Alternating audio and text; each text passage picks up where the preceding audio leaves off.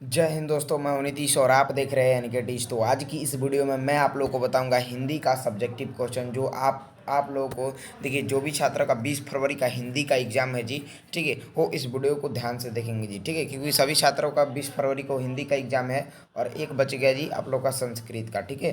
तो सभी का जी 20 फरवरी का जितने भी स्टूडेंट हैं सभी का तो हिंदी का एग्ज़ाम है जी, ठीक है। तो इस वीडियो को आप लोग ज़रूर देख कर जाइए, क्योंकि यही सब सब्जेक्टिव प्रश्न आपके एग्ज़ाम में छपने वाला है जी, ठीक है। एकदम वायरल सब्जेक्टिव प्रश्न है जी, आपको एकदम जाइए देखने को यही सब्जेक्टिव प्रश्न मिलेगा। तो शुरू से लेकर अंत तक वीडियो को आप लोग जरूर देखिएगा। चैनल पर नया है तो चैनल को सभी लोग कर दीजिए सब्सक्राइब, ठीक है। और वीडियो को लाइक कर दीजिए जी, और अपने दोस्तों में अभी ही शेयर कर दीजिए ताकि वो भी इस वीडियो को देख कर याद कर पाए, ठीक है। चलिए बढ़ते हैं। फर्स्ट सब्जेक्टिव क्या कहता है कि रात में बहादुर कहाँ सोता था। तो देखिए, रात में सारा काम धाम करने के बाद बहादुर भीतर के बरामदे में एक टूटी हुई बंसखट में सोता था जी, ठीक है। मोस्ट इंपॉर्टेंट सब्जेक्टिव है जी, एकदम छपने वाला है, ठीक है। 2 नंबर देखिएगा, सब ये शॉर्ट शॉर्ट क्वेश्चन टाइप में पूछा जाएगा जी सब्जेक्टिव आपका। ये 2 नंबर है कि बहादुर के बिस्तर पर कौन कौन सी चीज़ें सज जाती थी। तो उत्तर होगा कि बहादुर के बिस्तर पर कुछ गोलियां, पुराने ताश की गड्डी, कुछ खूबसूरत पत्थर के टुकड़े, ब्लेड एवं कागज की नावें सज जाती थी जी, ठीक है।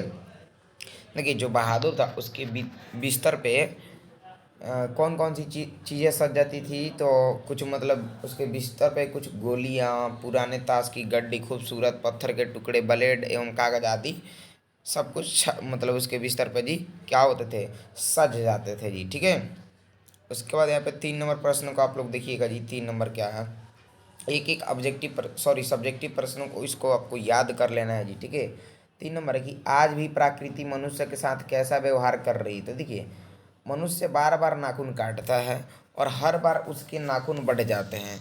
इसका सीधा सा अर्थ हुआ कि प्रकृति मनुष्य को उसके भीतर वाले स्तर से उसे वंचित करना नहीं चाहती। वह अब भी मनुष्य को उसी हिंसक वृद्धि की याद दिला देती है और मनुष्य से कहती है कि नाखून मनुष्य से कहती है कि नाखून को कभी भुलाया नहीं जा सकता, ठीक है। तो आज भी प्रकृति मनुष्य के साथ कैसा व्यवहार करती है, इसको एकदम रट लीजिएगा जी, ठीक है। एकदम ही छापेगा तो छापेगा। चलिए, 4 नंबर प्रश्न कर रहा है कि निबंधकार मनुष्य के नाखून की ओर देखकर निराश क्यों हो जाता है। देखिए, निबंधकार मनुष्य के नाखून की ओर देखकर निराश क्यों हो जाता है। तो इसका 100% राइट उत्तर होगा कि निबंधकार मनुष्य के नाखून की ओर देखकर निराश इसलिए हो जाता है क्योंकि उसे लगता है कि यह नाखून उसकी भयंकर पाशविक वृत्ति के जीवित प्रतीक है जी, ठीक है। चलिए, उसके बाद यहाँ पे आप लोग देख लीजिए जी, एक एक बोल रहे ना, एक एक सब्जेक्टिव प्रश्न को आपको एकदम 2 बार 3 बार करके इस वीडियो को देख लीजिएगा और एक एक सब्जेक्टिव क्वेश्चन को आप कैसे भी एकदम याद कर लेना है तो याद कर लेना है। एकदम आपके एग्जाम में छपेगा तो छपेगा जी, ठीक है। चलिए, 5 नंबर प्रश्न है, ध्यान से आप लोग देखिए। देवनागरी लिपि में कौन कौन सी भाषाएं लिखी जाती है। देखिए, देवनागरी लिपि में हिंदी की विविध बोलियां, नेपाली, खसपूरा, नेवाड़ी एवं मराठी भाषा लिखी जाते हैं जी, ठीक है। देवनागरी लिपि में कौन कौन सी भाषाएं लिखी जाती है। तो ये कौन कौन सी, तो देवनागरी लिपि में हिंदी की विद्या बोली, नेपाली, खसपूरा, नेवाड़ी एवं मराठी भाषा लिखी जाते हैं जी, ठीक है। चलिए, उसके बाद से यहाँ पे आप देख सकते हैं आपका नेक्स्ट प्रश्न क्या कह रहा है कि देवनागरी लिपि के संबंध में कौन सा तत्व महत्वपूर्ण है। तो उत्तर होगा कि संसार में जहाँ भी संस्कृत प्राकृति की पुस्तकें प्रकाशित होती है वे प्राय देवनागरी लिपि में ही प्रकाशित होती है जी। तो ये प्रश्न काफ़ी ज़्यादा इंपॉर्टेंट है कि देवनागरी लिपि के संबंध में कौन सा तत्व महत्वपूर्ण है। तो संसार में जहाँ भी संस्कृत प्राकृति की पुस्तकें प्रकाशित होती है तो वे प्राय देवनागरी लिपि में ही प्रकाशित होती है। उसके बाद हमारा अगला प्रश्न, ध्यान से आप लोग देखिएगा, लेखक ने बहादुर को क्या समझाया। जो लेखक था वो बहादुर को क्या समझाया जी। तो लेखक ने बहादुर को समझाया कि यदि वह यहाँ रह गया तो जीने का और तरीका सीख जाएगा। जो लेखक थे उन्होंने बहादुर को यही समझाया कि यदि वह यहाँ रह गया तो जीने का और तरीका सीख जाएगा, घर के और लड़कों की तरह पढ़ लिख जाएगा और उसकी ज़िंदगी और अच्छी हो जाएगी, ठीक है। तो लेखक ने बहादुर को क्या समझाया जी, तो फिर से एक बार समझिए कि यदि वह यहाँ रह गया तो वो मतलब जीने की तौर तरीका और सीख जाएगा और घर के और लड़कों की तरह पढ़ लिया जाएगा और उसकी ज़िंदगी और अच्छी हो जाएगी जी। ठीक है, चलिए नेक्स्ट प्रश्न है 8 नंबर की, किशोर कौन था, वह किस बात का कायल था।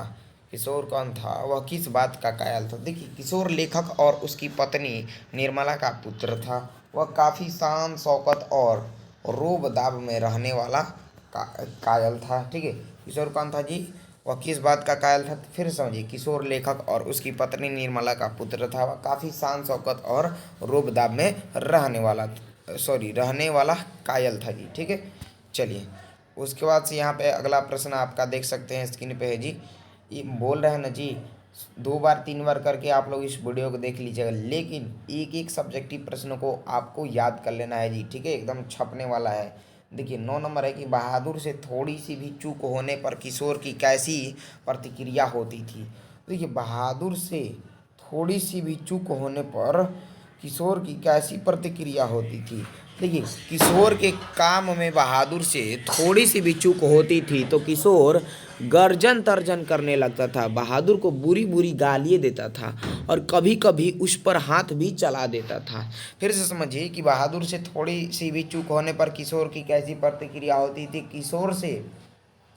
देखिए किशोर के काम में बहादुर से थोड़ी थोड़ी भी चूक होती थी तो किशोर गर्जन तर्जन करने लगता था, बहादुर को बुरी बुरी गालियाँ देता था और कभी कभी उस पर हाथ भी चला देता था। ठीक है, चलिए नेक्स्ट प्रश्न हमारा 10 नंबर है कि साहित्य की परंपरा का ज्ञान किनके लिए सबसे ज़्यादा आवश्यक है और क्यों। तो देखिए जो लोग रूढ़ियों को तोड़कर क्रांतिकारी साहित्य की रचना करना चाहते थे तथा साहित्य में युग परिवर्तन की आकांक्षा रखते हैं, उनके लिए साहित्य की परंपरा का ज्ञान सबसे ज़्यादा आवश्यक है। ठीक है, तो परंपरा का ज्ञान किन के लिए आवश्यक है, जो शॉर्ट में समझिए, जो रूढ़ियों को तोड़कर क्रांतिकारी साहित्य की रचना करना चाहते हैं, शॉर्ट में उनके लिए परंपरा का ज्ञान आवश्यक है। ठीक है, चलिए जी अगला प्रश्न हमारा 11 नंबर कि कौन अपने सिद्धांतों को ऐतिहासिक भौतिकवाद के नाम से पुकारते हैं। तो देखिए जो लोग ना वर्गहीन शोषण मुक्त समाज की रचना कर समाज में मौलिक परिवर्तन की इच्छा रखते हैं, वे ही अपने सिद्धांतों को ऐतिहासिक भौतिकवाद के नाम से पुकारते हैं। ठीक है, चलिए उसके बाद यहाँ पे आप लोग देख सकते हैं जी, जो हम ये 11 ही प्रश्न बताया ना जी, 11 ही प्रश्न आपके एग्जाम में 20 फरवरी को एकदम छपने वाला है जी, छपने वाला। ठीक है, काफ़ी ज़्यादा इम्पोर्टेंट सब्जेक्टिव क्वेश्चन था जो आपको 20 फरवरी को देखने को मिलेगा जी। ठीक है, तो उम्मीद है आप लोगों को वीडियो अच्छा लगा होगा, तो एक वीडियो को सभी लोग प्यारा सा लाइक कर दीजिएगा जी। और जो भी स्टूडेंट न्यू होंगे चैनल पे तो चैनल को आप लोग ज़रूर सब्सक्राइब कीजिएगा जी। ठीक है, और इस वीडियो को ज़्यादा से ज़्यादा अपने दोस्तों में शेयर कीजिएगा ताकि वो भी इस वीडियो को देखकर याद कर सके जी। ठीक है, तो चलिए मिलेंगे नेक्स्ट वीडियो में, तब तक के लिए जय हिंद जय भारत।